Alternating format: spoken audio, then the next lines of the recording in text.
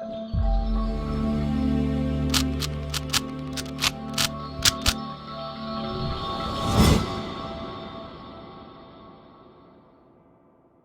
guys, welcome to Viva Classes. I hope you like my videos. If you like my videos, please like, share and support our channel. आज हम लोग आपको class 11th maths chapter 14 new syllabus के हिसाब से अभी chapter 14 है, क्योंकि दो चैप्टर्स जो है वो डिलीट कर दिए गए हैं. पहले चैप्टर 16 था और इवन 16.1 जो है वो भी डिलीट कर दी गई है, यानी बेसिकली इसमें 14.1 होती. जो हमारी अब 16.2 है वो यहाँ पर 14.1 है. तो इस वीडियो के अंदर हम पूरी कोशिश करेंगे कि आपको प्रोबेबिलिटी का पूरा इंट्रोडक्शन यानी 14.1 की पूरी इंट्रोडक्शन विद एक्सरसाइज कंप्लीट कर दें, क्योंकि हमें पता है कि आपका टाइम बहुत कीमती है और हम आपके टाइम की रिस्पेक्ट करते हैं. बिकॉज हमारी वीडियोस के पीछे एक ही फंडा है, कम टाइम में कंसेप्ट ज्यादा, और वो भी आपको समझ में आए. तो चलिए स्टार्ट करते हैं कि क्या बेसिक चीजें हैं जो इस एक्सरसाइज को करने के लिए हमको समझने की जरूरत है. तो सबसे पहला आप शब्द देख सकते हैं, मैंने लिखा है सैंपल स्पेस. प्रोबेबिलिटी क्या है वो मैं आपको बताऊंगी, लेकिन इससे पहले भी सैंपल स्पेस समझना जरूरी है. तो मैंने यहाँ पर लिखा है list of all possible outcomes. तो सैंपल स्पेस क्या होता है, कभी भी कोई भी हम जब चीज करते हैं, जैसे एग्जाम्पल के तौर पे आपने डाई थ्रो करी, तो डाई थ्रो करने पर क्या टोटल आउटकम्स हो सकते हैं उसे बोलते हैं सैंपल स्पेस. जैसे अगर आप डाई थ्रो करते हैं तो क्या आउटकम्स हो सकते हैं, 1 2 3 4 5 6. अगर हम एक डाई थ्रो करें तो ये जब हम एक सेट के अंदर डाल देते हैं इसे बोलते हैं sample space of a die throw, यानी ऑल पॉसिबल आउटकम्स जब आप एक डाई को थ्रो करते हैं. सिमिलरली अगर मैं आपसे कहूं कि मैंने दो कॉइन साथ में टॉस करे हैं तो उसके क्या पॉसिबल आउटकम्स हो सकते हैं, तो जब आप सारे पॉसिबल आउटकम्स लिखते हैं उसे बोलते हैं सैंपल स्पेस. तो जैसे एग्जांपल के तौर पे अगर हमने दो कॉइन टॉस करे साथ में उछाले, तो हो सकता है दोनों कॉइन्स पे हेड हेड आया हो, या हो सकता है दोनों कॉइन पे टेल टेल आया हो, या हो सकता है एक कॉइन पे हेड एक पर टेल, या टेल या हेड. तो ये जो हो गए दो डाइस को एक साथ थ्रो करने के, दो कॉइन्स को एक साथ थ्रो करने के सैंपल स्पेस हो गए, ऑल पॉसिबल आउटकम्स. तो जब आप सारे पॉसिबल आउटकम्स लिख देते हैं उसे हम बोलते हैं सैंपल स्पेस. यानी आप इसे सेट्स के चैप्टर के हिसाब से यूनिवर्सल सेट बोल सकते हैं, सबसे बड़ा सेट है, और इसी में से ही इवेंट्स निकल कर आते हैं जिनकी आपको प्रोबेबिलिटी यानी चांसेस पूछने होते हैं कि क्या चांसेस हैं उस इवेंट के होने के. इसी तरीके से अगर एक एग्जांपल के तौर पे आपने दो डाई थ्रो करी, ठीक है ना, या अगर मैं आपसे कहूं कि अगर 52 कार्ड्स है तो उसका सैंपल स्पेस में कितने पॉइंट्स होंगे, तो अगर हम 52 कार्ड्स की बात करें तो 52 कार्ड्स के सैंपल पॉइंट्स की बात करें तो उसमें कितने पॉइंट्स होंगे, 52 पॉइंट्स होंगे. तो कहने का मतलब ये है कि किसी भी इवेंट की प्रोबेबिलिटी से पहले आपको उसका सैंपल स्पेस समझना बहुत जरूरी है, चाहे माइंड में चाहे रिटर्न में. सैंपल स्पेस का मतलब होता है वो सेट जिसमें से सारे इवेंट्स निकल कर आते हैं और उन इवेंट्स के ही हम जब चांसेस पूछते हैं उसे बोलते हैं प्रोबेबिलिटी, राइट. तो सैंपल स्पेस हो गया टोटल आउटकम, सारे आउटकम किसी भी चीज के लिस्ट आउट करना, चाहे वो डाई थ्रो करना हो, चाहे कॉइन टॉस करना हो, चाहे कार्ड में से कुछ निकालना हो या बॉल निकालनी हो. तो basically sample space is the list out of all possible outcome जो आपको इवेंट्स में हेल्पफुल करेगा. अब इवेंट क्या होता है, इवेंट जो होता है वो सबसेट होता है सैंपल स्पेस का. सबसेट का मींस क्या होता है, छोटा सेट होता है. अब एक एग्जांपल के तौर पे जैसे हमने डाई थ्रो करी और मैं आपसे पूछूं what is the possible outcomes when die show even number, तो मैंने एक इवेंट ले लिया एफ इवेंट, और इवन नंबर इसमें से क्या आ जाएंगे, 2 4 6. अब आप देख सकते हैं जो एफ है वो सैंपल स्पेस का क्या है, सबसेट. इसी तरीके से अगर मैं आपसे कहूं कि ई be the event even prime number, तो यहां पर आ जाएगा 2, क्योंकि इवन प्राइम नंबर एक यही होता है. तब भी आप देख सकते हैं ई जो है वो सबसेट है सैंपल स्पेस का. तो आपके पास सैंपल स्पेस उन सभी आउटकम को लिस्ट आउट करता है जो एक इवेंट्स को डिस्क्राइब करते हुए पॉसिबल हो सकते हैं, और इवेंट उसका क्या हो सकता है, सबसेट या पूरा का पूरा इक्वल भी हो सकता है. जैसे कि एग्जांपल के तौर पे मैंने आपको ए डिफाइन करा, डाई थ्रो करने पर नंबर लेस देन 7. अब जो ए इवेंट है उसमें पूरा का पूरा सैंपल स्पेस आ जाएगा. तो कभी भी याद रखिए कि जो इवेंट है वो सैंपल स्पेस से बड़ा नहीं हो सकता, उससे छोटा या इक्वल हो सकता है. तो हमें इवेंट भी समझ में आ गया. अब ये प्रोबेबिलिटी क्या होती है, प्रोबेबिलिटी उसी के चांसेस होते हैं. चांसेस को हम प्रोबेबिलिटी शब्द क्लियरली बोल सकते हैं, ठीक है. जहां पे देखिए सर्टेनिटी होती है वहां प्रोबेबिलिटी नहीं होती. जैसे एग्जांपल के तौर पे अगर हम बोले मंडे के बाद ट्यूसडे आएगा, इसके क्या चांसेस है, तो चांसेस नहीं है सर, 100% है, तो वहां प्रोबेबिलिटी नहीं लगती, राइट. प्रोबेबिलिटी वहां लगती है जहां पर ये चीज हो भी सकती है और नहीं हो सकती. एक एग्जाम्पल के तौर पर आपने एग्जाम बहुत अच्छा दिया, आपकी टीचर आपसे पूछती है कि क्या चांसेस है कि आपके 90% आ जाएंगे, तो आप बोलेंगे मैम 90% चांसेस है कि मेरे 90 से अब आ जाएंगे, राइट. तो कहने का मतलब यह है कि जहां पर आपको श्योरिटी नहीं होती, जहां पर सर्टेनिटी नहीं होती, वहां प्रोबेबिलिटी लगती है. लेकिन अगर हम कहीं 1981 के बाद क्या आएगा, तो ये श्योर है 1982 ही आएगा. ठीक है। तो प्रोबेबिलिटी को कैसे डिफाइन करा गया है, प्रोबेबिलिटी है आपके पास favourable number of outcomes upon total number of outcomes. ये आपने बहुत बार देखा होगा, favourable number of outcomes upon total number of outcomes, right. इसके बारे में हम देखेंगे अभी।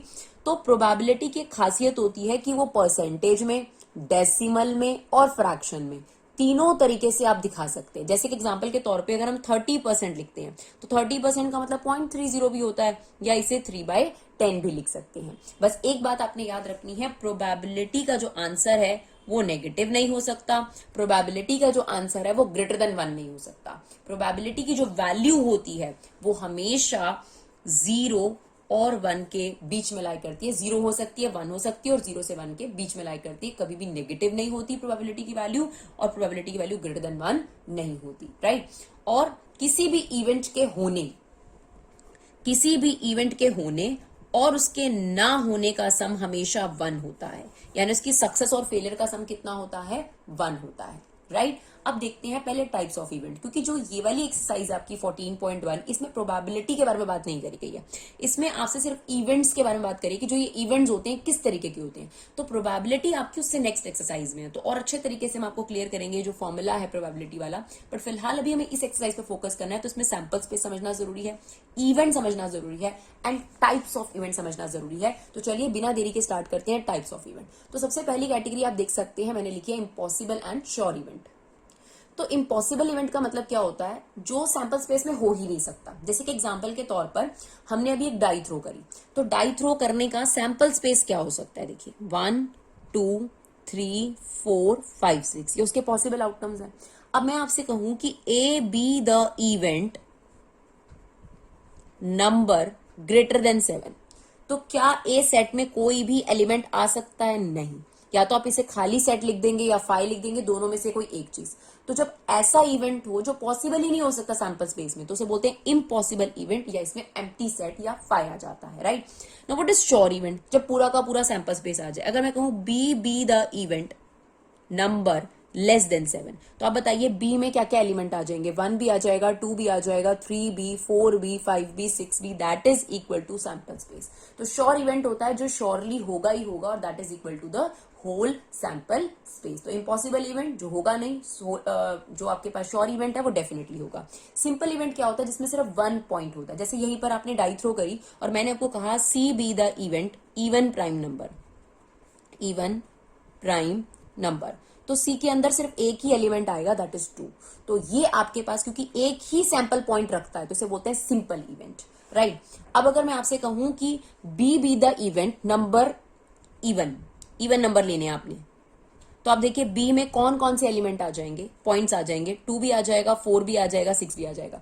यानी जब सैंपल का सिर्फ एक ही पॉइंट आता है तो सिंपल पॉइंट, जब सैंपल के एक से ज्यादा पॉइंट आ जाए, यहाँ पे 3 पॉइंट्स आ गए ना, सैंपल पॉइंट ज्यादा आ गए, तो इसे बोलते हैं कंपाउंड इवेंट। तो इम्पॉसिबल इवेंट जहां पर आपके पास 5 आएगा, कोई आंसर नहीं आएगा। श्योर इवेंट जिसमें पूरा सैंपल स्पेस आ जाएगा। सिंपल इवेंट जिसमें एक ही पॉइंट आता है, इसे सिंगलटन सेट भी बोलते हैं हम लोग, एक एलिमेंट आया इसमें।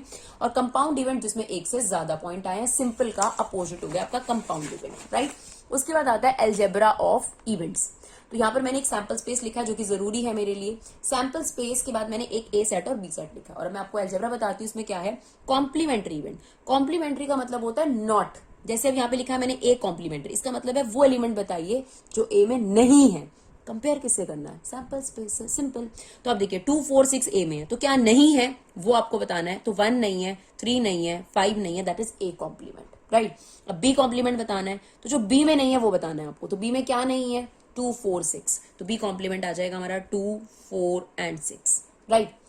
सिमिलरली हमें ए और बी आ जाए, ए यूनियन बी आ जाए, या एटलीस्ट ए बी आ जाए, तो इसमें हम क्या करते हैं, दोनों एलिमेंट्स को कंबाइन कर देते हैं। ध्यान रखिएगा, और आ जाए, यूनियन का साइन आ जाए, एटलीस्ट आ जाए, एक ही बात है, दोनों के एलिमेंट कंबाइन कर दो। तो ए यूनियन बी का मतलब होगा 2 4 6 1 3 5, राइट।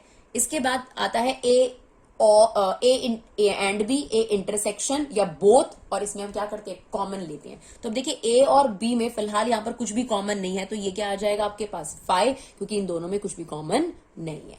क्लियर। अब आपको कहता है ए माइनस बी, तो ए माइनस बी कैसे कैलकुलेट करते हैं, देखिएगा।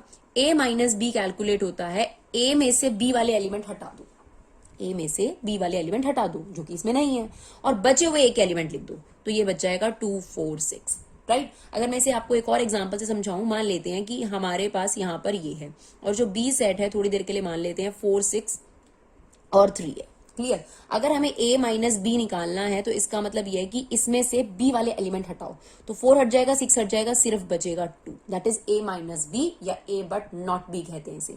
सिमिलरली अगर हमें b माइनस a निकालना है तो b में से a वाले एलिमेंट हटाओ, यानी कॉमन एलिमेंट हटाकर लास्ट में इसके एलिमेंट बचे हुए लिखने हैं, तो यहां पर आ जाएगा 3, राइट। चलिए देखते हैं दो और बहुत इंपॉर्टेंट कंसेप्ट जो इस एक्सरसाइज में सबसे ज्यादा पूछे गए हैं आपसे, म्यूचुअली एक्सक्लूसिव इवेंट्स। जब भी दो इवेंट्स का इंटरसेक्शन ना निकले यानी कॉमन ना हो, इन्हें हम डिसजॉइंट सेट भी कहते हैं। जिनके बीच में कुछ भी कॉमन ना निकले उन्हें बोलते हैं mutually exclusive events.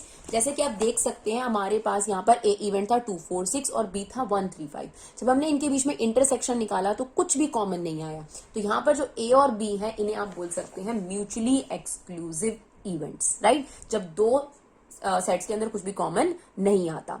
Exhaustive events क्या होता है, जब आपके पास जो इवेंट्स दिए हुए हैं जब हमने उनका यूनियन लिया और वो यूनिवर्सल सेट यानी सैंपल स्पेस के इक्वल आ जाए। ये एक दो सेट भी हो सकते हैं, दो इवेंट भी हो सकते हैं, तीन इवेंट भी हो सकते हैं।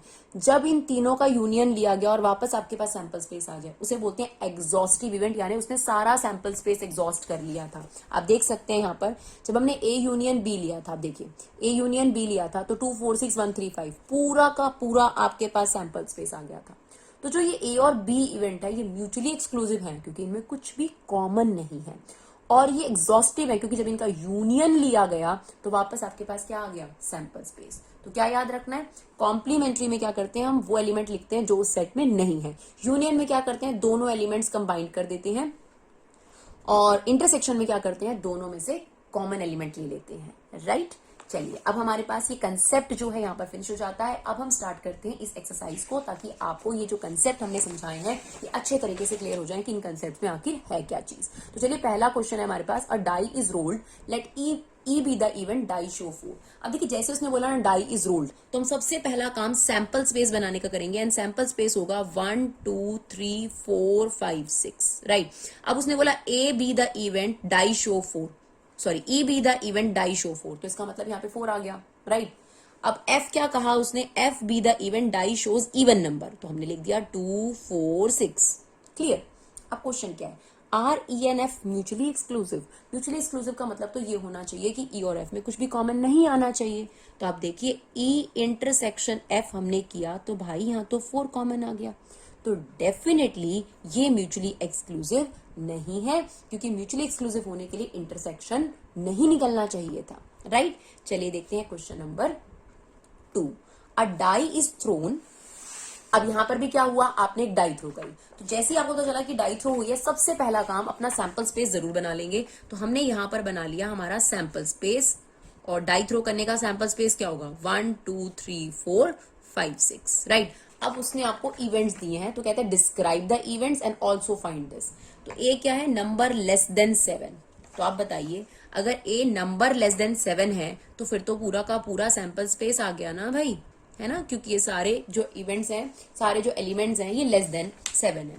बी नंबर ग्रेटर देन 7, तो क्या सैंपल स्पेस में नंबर ग्रेटर देन 7 हो सकता है, नहीं। तो या तो हम खाली सेट बना देंगे या 5 लिख देंगे, दोनों में से कोई एक चीज। सी कहता है मल्टीपल ऑफ 3, ओके। तो हमें सी कहता है मल्टीपल ऑफ 3 का मतलब होता है 3 का टेबल, तो 3 और 6 आ गया, क्लियर। फिर कहता है D number less than 4, D कहता है 4 से कम, तो 1 2 3 आ गया हमारे पास। चलिए ई पर चलते हैं, ई क्या कहता है, even number greater than 4। Even number या तो 4 होगा या 2 होगा या 6। अब 4 से ग्रेटर इवन नंबर कौन सा हो सकता है, 6 हो सकता है, राइट। उसके बाद कहता है एफ में नंबर नॉट लेस देन 3, थोड़ा सा ध्यान से पढ़ेंगे, नंबर 3 से कम नहीं होना चाहिए, तो इसका मतलब 3 और 3 से ज्यादा हो सकता है, तो इसका मतलब 3 4 5 6। तो उसने ये देखिए यहाँ पर क्या है, नंबर 3 से कम नहीं है, मतलब 1 और 2 नहीं है, 3 और 3 से ज्यादा हो सकता है। तो पहला काम उसने हमें कहा था डिस्क्राइब द इवेंट, तो यहाँ पर हमने डिस्क्राइब कर दिया उसको सिंपल फॉर्म में लिखकर। अब उसने हमसे कुछ चीजें फाइंड आउट करने को कही, जैसे कि ए यूनियन बी निकालने को कहा। तो अब देखिए ए यूनियन बी, तो अगर हम A यूनियन B निकालते हैं तो यूनियन में क्या होता है, दोनों के एलिमेंट कंबाइंड हो जाते हैं। तो अब आप देखिए कि अगर हम इन दोनों के एलिमेंट कंबाइन करेंगे तो क्या आ जाएगा, 1 2 3 4 5 6। अब इसमें तो कुछ है नहीं तो ये एज इट इज आ गया, तो आप इसे सैंपल स्पेस के इक्वल भी बोल सकते हैं। ठीक है जी। उसके बाद हमें कहता है A इंटरसेक्शन B निकालिए। तो ठीक है जी, A इंटरसेक्शन B निकाल देते हैं। तो आप बताइए क्या इन दोनों में कुछ भी कॉमन है, नहीं, तो हमारा आंसर आ जाएगा 5। ठीक है, या तो आप खाली सेट छोड़ सकते हैं या 5 लिख सकते हैं। उसके बाद कहता है B यूनियन C निकालिए। B यूनियन C निकालिए। तो चलिए B यूनियन C का मतलब है इन दोनों को हमें कंबाइन करना है, तो इन दोनों के एलिमेंट तो क्या आएगा, सिर्फ 3 और 6 आ जाएगा। क्लियर। उसके बाद हमें कहता है E इंटरसेक्शन F निकालिए। तो चलिए E इंटरसेक्शन F निकालते हैं। E इंटरसेक्शन F मतलब इन दोनों में कॉमन, तो इन दोनों में कॉमन क्या आ जाएगा, देखिए इन दोनों में कॉमन है हमारे पास सिर्फ 6, राइट। तो ये आ जाएगा हमारे पास 6। उसके बाद हमसे कहा गया है D इंटरसेक्शन E निकालिए। इंटरसेक्शन का मतलब बस कॉमन याद रखेंगे, D इंटरसेक्शन E, तो दोनों में कुछ भी कॉमन नहीं है, तो हमारा आंसर आ जाएगा 5 यानी खाली सेट। उसके बाद हमसे कहता है A माइनस C निकालिए। A माइनस सी, तो A माइनस सी का मतलब है A में से C वाले एलिमेंट हटा दीजिए, तो एक 6 हट जाएगा, 3 हट जाएगा, फिर बचा हुआ A लिख दीजिए, 1 2 4 एंड 5, राइट। इसके अलावा हमसे मांगा है D माइनस ई। D माइनस ई, देखिए ये हमारे पास D है, ये E है, तो इन दोनों में कुछ कॉमन है ही नहीं जो काटे हम, तो बचा हुआ D लिखना होता है आपको, यानी 1 2 3 आ जाएगा, राइट। इसके अलावा हमसे कहा है E इंटरसेक्शन F नॉट। अब ध्यान से समझिएगा, इसका मतलब यही होता है E माइनस F, क्योंकि इंटरसेक्शन जब भी आए E इंटरसेक्शन F नॉट तो इसका मतलब होता है माइनस कर दीजिए F को, तो E में से अब F माइनस करना है, तो E में से F, यानी अगर हम इसमें से 6 हटा दें तो उसके बाद तो कुछ बचेगा ही नहीं E में, तो क्या बचेगा, 5 बचेगा, राइट। चलिए अब लास्ट है हमारे पास F कॉम्प्लीमेंट। तो F कॉम्प्लीमेंट का मतलब है वो बताइए जो F में नहीं है, सैंपल स्पेस से कंपेयर कर। तो 1 नहीं है, 2 नहीं है, 1 नहीं है, 2 नहीं है, 3 है, 4 है, 5 है, 6 है, तो सिर्फ 1 2 नहीं था, तो ये आ गया आपका F नॉट, राइट। चलिए अब क्वेश्चन नंबर 3 में कहता है an experiment involve rolling a pair of dice. जब पेयर ऑफ डाइस है तो भाई पेयर ऑफ डाइस का सैंपल स्पेस बनाना पड़ेगा, तो ये आपके 36 आउटकम्स बनते हैं जब हमारा पेयर ऑफ डाई जो है रोल किया जाता है 1 1 1 2 1 3 1 4 से लेकर 6 6 तक। ठीक है, recording the number that comes up sum. A event कैसे डिफाइन करा है, सम इज ग्रेटर देन 8। अगर हमें ग्रेटर देन 8 चाहिए सम, इसका मतलब हमें सम चाहिए 9 10 11 और 12। तो ए सेट के अंदर क्या क्या आ जाएगा, देखिए सबसे पहले तो 9 चाहिए, तो यहाँ तो आपके पास 7 सम है तो ये नहीं आएगा आपके पास, ये 8 सम है, तो यहां से शुरू करते हैं क्योंकि ये 3 5 8 3 6 आ सकता है आपके पास, राइट, क्योंकि 9 सम आ जाएगा।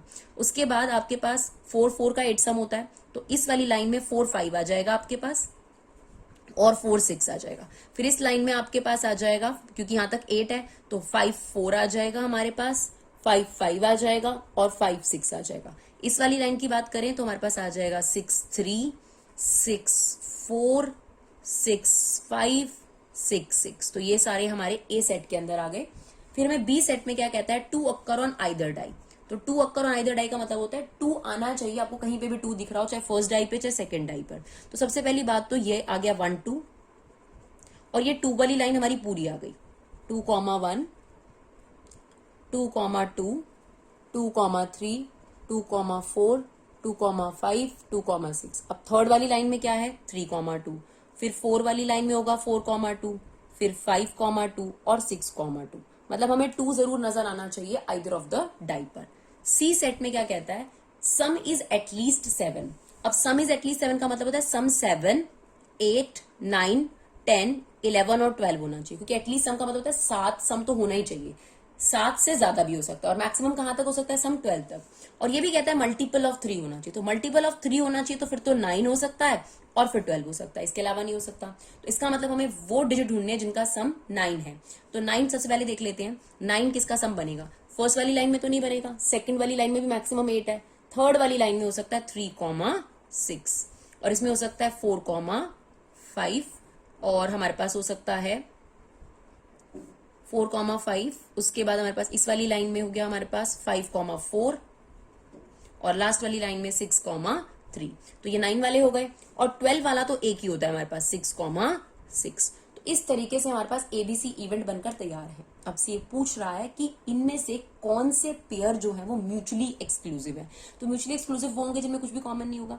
तो A और B को चेक कर लीजिए, क्या A और B में कुछ भी आपको कॉमन नजर आ रहा है? नहीं। तो इसका मतलब अगर हमने A इंटरसेक्शन B कैलकुलेट करा, ये 5 आ रहा है, तो इसका मतलब A और B एक तो म्यूचुअली एक्सक्लूसिव है, राइट।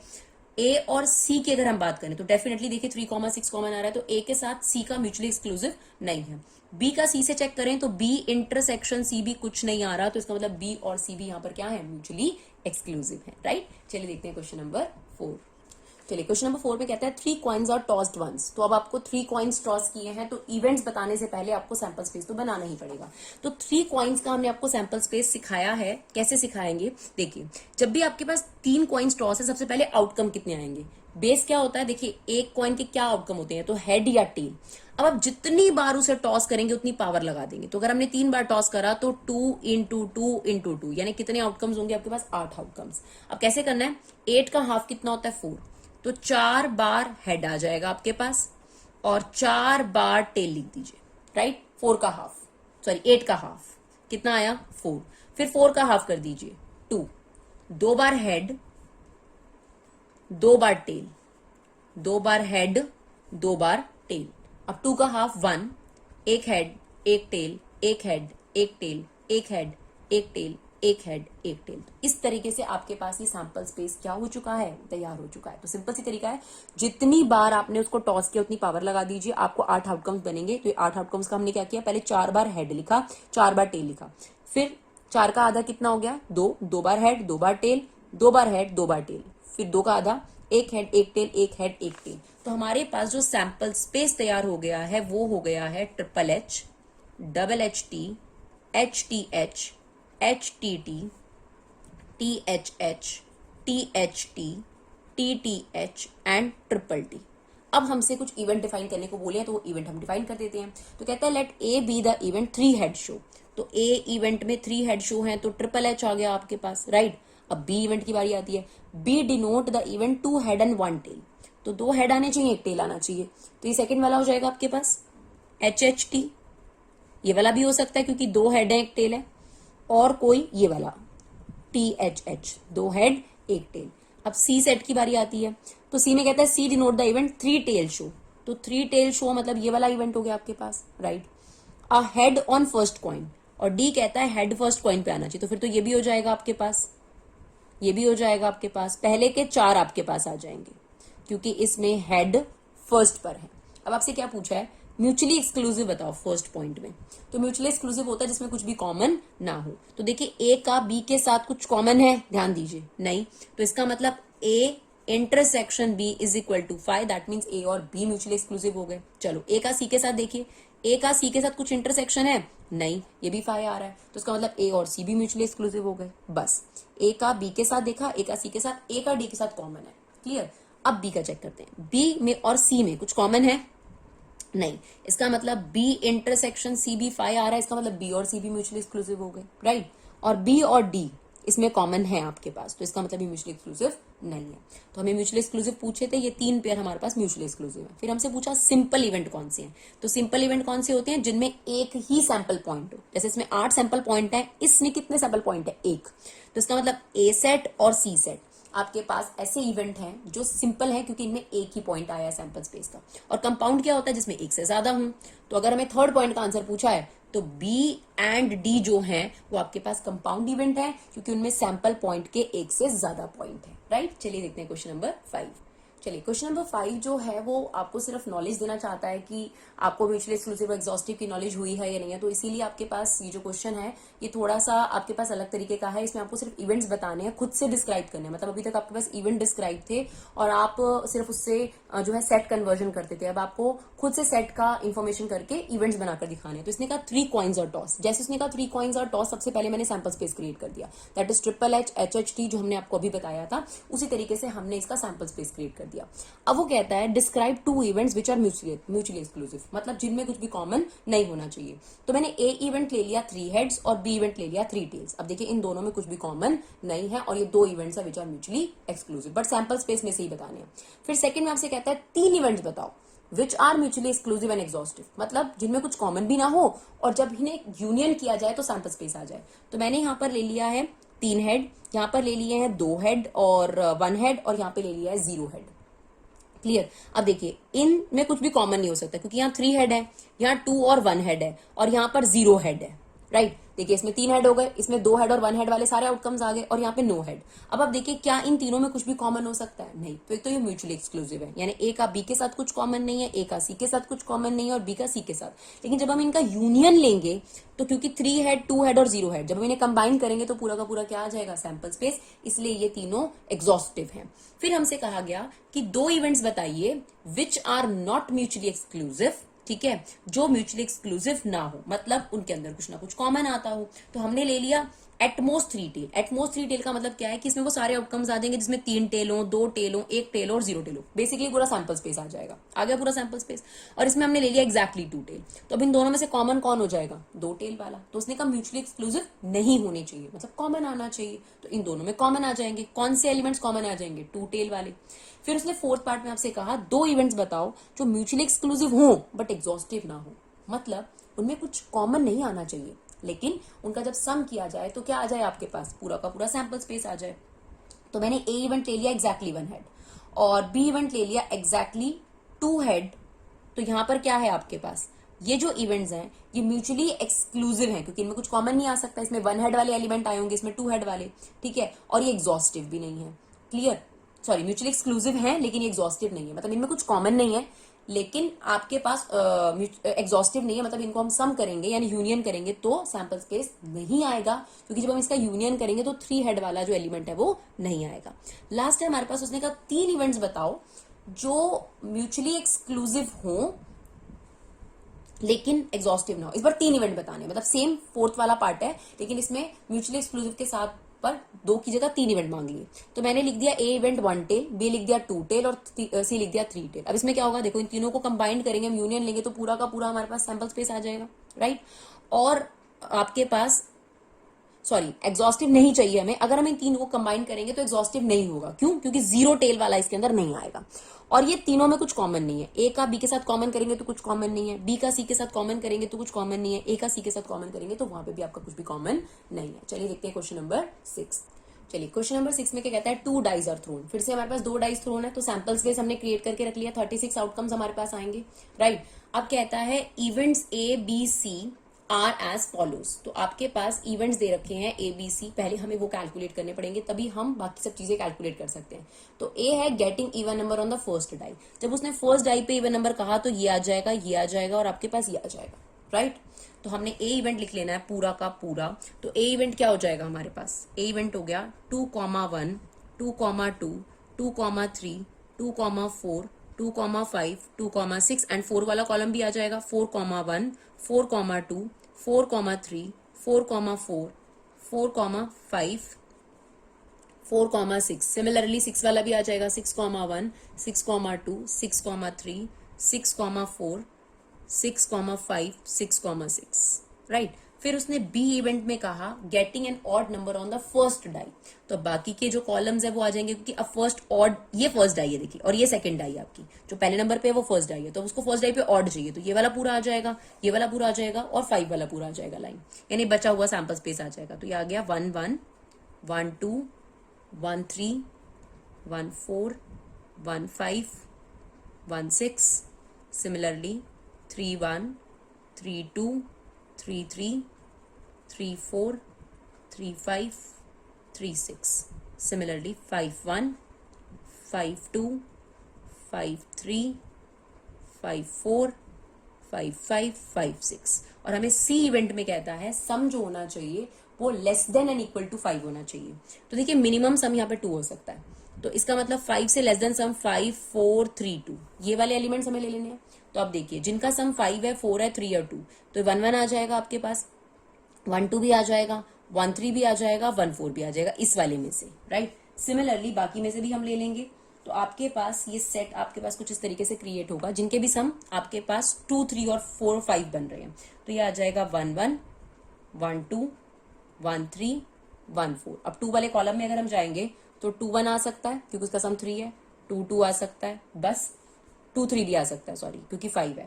थर्ड वाले कॉलम में जाएंगे तो 3 1 आ सकता है, 3 2 आ सकता है, दैट्स इट। और 4 वाले कॉलम में जाएंगे तो 4 1 आ सकता है, इसके अलावा यहाँ पर कुछ नहीं आ सकता आपके पास, राइट।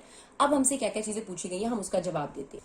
अब देखिए, सबसे पहले आपके पास ये एलिमेंट्स क्रिएट हो गए। अब हमसे कहा गया है फर्स्ट पार्ट में कि एक कॉम्प्लीमेंट निकालिए। देखिए, एक कॉम्प्लीमेंट का मतलब होता है जो ए में नहीं है, सिंपल। तो ए में ये वाले एलिमेंट्स नहीं है, ठीक है। अगर इस शॉर्ट में लिखना चाहें तो बहुत आसान है, वैसे आप इसे लिख सकते हैं ए में क्या क्या नहीं है, तो पूरे ऑड वाली लाइन नहीं है, तो मैं इसे सिंपल लैंग्वेज में ये लिख सकती हूँ बी सेट पूरा का पूरा, क्योंकि बी सेट में वो सब चीजें थी जो ए में नहीं थी। तो ए कॉम्प्लीमेंट का मतलब होता है सैंपल स्पेस में से वो चीजें बताओ जो ए में नहीं है। तो इसमें ये फर्स्ट रो नहीं थी, थर्ड रो नहीं थी, फिफ्थ रो नहीं थी, और ये किसमें थी, बी सेट में। तो we can simply write A not is equal to B. तो ये हमारा फर्स्ट सेट हो गया, तो सेट लिखने से आप बच जाएंगे। सिमिलरली उसने पूछा नॉट बी, नॉट बी का मतलब भी क्या होता है, बी कॉम्प्लीमेंट। तो B complement is equal to A, क्योंकि यहाँ पे देखिए बी में से हटाइए, अब बी को हटाएंगे तो कौन सी रोज आ जाएंगे आपके पास, सेकंड रो, फोर्थ रो और सिक्स्थ रो, राइट। उसके बाद हमें निकालना है ए यूनियन बी। अब देखिए ए यूनियन बी क्या आएगा, ए यूनियन बी का मतलब है इसके और इसके एलिमेंट कंबाइन कर दें। जब हम इन दोनों के एलिमेंट कंबाइन करेंगे तो पूरा यही आ जाएगा, क्योंकि 3 रोज इसमें आई थी, 3 रोज इसमें आई थी, 6 रोज आ जाएंगी। तो क्या आप ए यूनियन बी को यहाँ पे सैंपल स्पेस लिख सकते हैं। देखिए, इससे आपका लिखने का जो प्रोसीजर है वो कम हो जाएगा अगर आप ध्यान से चीजों को वेरीफाई करेंगे। अदरवाइज तो आप सारे एलिमेंट ले लीजिए, 1 मिनट में काम हो जाएगा हमारा। फोर्थ, ए एंड बी, क्या इन दोनों में कुछ भी कॉमन हो सकता है, बिल्कुल नहीं। तो इसका आंसर कितना हो गया हमारे पास, 5। तो यहां पर आपके पास आ गया A intersection B is equal to 5। Now fifth point में हमें क्या कहता है, A but not C. A but not C का मतलब होता है ए में से सी को माइनस कर दीजिए। ए में से सी के एलिमेंट क्या करने हैं, हमें माइनस करने हैं। तो ये रहे आपके पास ए के एलिमेंट, ए में से सी वाले एलिमेंट हटाओ, तो ये इसमें नहीं है, और बचे हुए ए लिखने होते हैं। ए नॉट सी में क्या करना होता है, ए के एलिमेंट लिखने हैं सी वाले हटाकर। तो ये उसमें नहीं है, ये भी उसमें नहीं है, ये वाली देखिए, ये पूरी 2,1 कट जाएगा, 2,2 कट जाएगा, 2,3 कट जाएगा, और 4,1 कट जाएगा।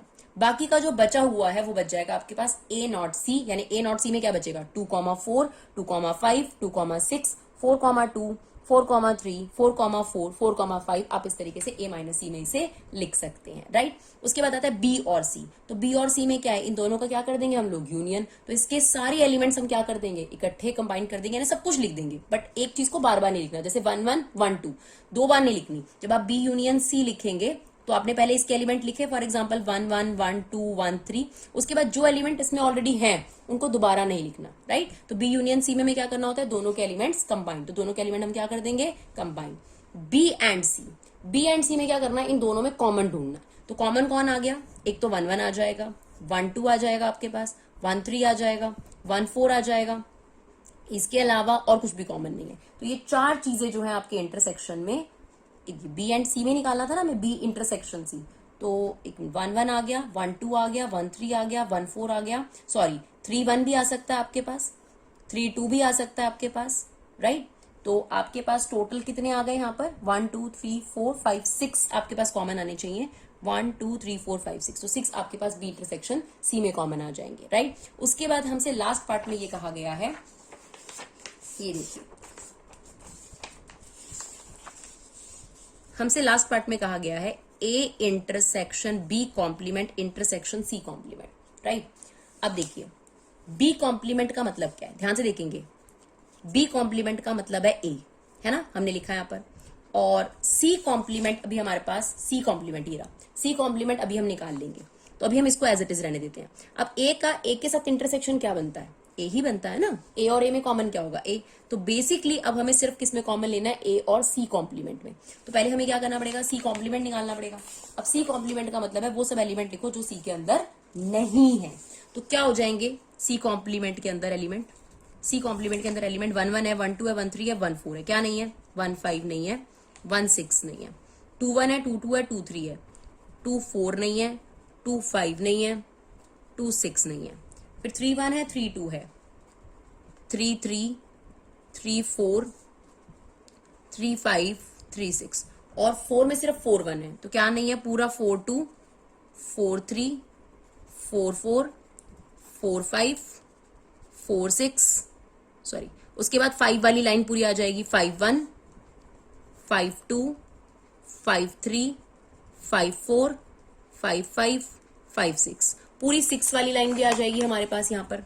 यानी हो जाएगा 61, 62, 63, 64, 65, 66। अब हमें क्या करना है, ए और सी कॉम्प्लीमेंट में कॉमन लेना है। तो ए क्या था हमारे पास, ये रहा, इसमें और इसमें आपको कॉमन लेना है, ठीक है, इसमें और इसमें कॉमन लेना है। तो क्या क्या चीज आ जाएगी, 2 1 तो इसमें है नहीं, 2 4 कॉमन आ जाएगा, देखिए इसमें भी है और उसमें भी है, क्लियर। और 2 5, ये देखिए 2 5 कॉमन आ जाएगा, 2 6 कॉमन आ जाएगा, और 4 2 4 3 4 4 4 5 4 6 कॉमन आ जाएगा, राइट। इसके अलावा आपकी ये वाली लाइन कॉमन आ जाएगी पूरी की पूरी। तो इनको अगर हम यहां लिख दें ए इंटरसेक्शन सी कॉम्प्लीमेंट में, तो हमारे पास इसका आंसर आ जाएगा, राइट। चलिए अब देखते हैं क्वेश्चन नंबर 7, जो क्वेश्चन नंबर 6 पर ही डिपेंडेंट है।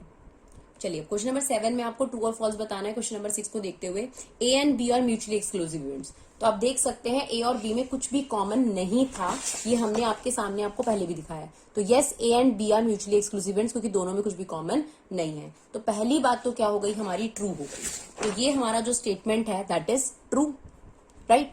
उसके बाद आता है A and B are mutually exclusive and exhaustive. Definitely yes. आप जरा देखिए इनको, ए और बी इवेंट को जरा ध्यान से देखिए। ए और बी में कुछ कॉमन नहीं है, लेकिन अगर हम इनका यूनियन लें तो पूरा का पूरा सैंपल स्पेस आ जाएगा। तो इसका मतलब सेकंड स्टेटमेंट भी हमारे पास करेक्ट है, क्योंकि अगर हम इसका यूनियन लेंगे तो पूरा सैंपल स्पेस आ जाएगा। तो इसका मतलब ये भी हमारे पास ट्रू हो गया, ठीक है।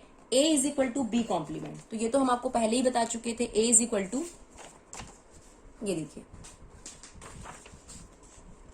A is equal to B complement, तो ये भी आपके पास ट्रू है। फिर कहता है ए और सी म्यूचुअली एक्सक्लूसिव है, तो ए और सी में भी कॉमन देख लेते हैं हम लोग। ए और सी में भी कॉमन देख लेते हैं। ये देखिए, ये देखिए, ए और सी में कुछ कॉमन है या नहीं है। हमारे पास फोर्थ पार्ट है, तो अगर कुछ कॉमन आ जाएगा तो फिर ये म्यूचुअली एक्सक्लूसिव नहीं रहेंगे। ध्यान से देखना है कि कुछ कॉमन है तो नहीं। तो देखिए बिल्कुल मिल गया मुझे, 2, 2, 2, 1 कॉमन मिल गया। तो ए इंटरसेक्शन सी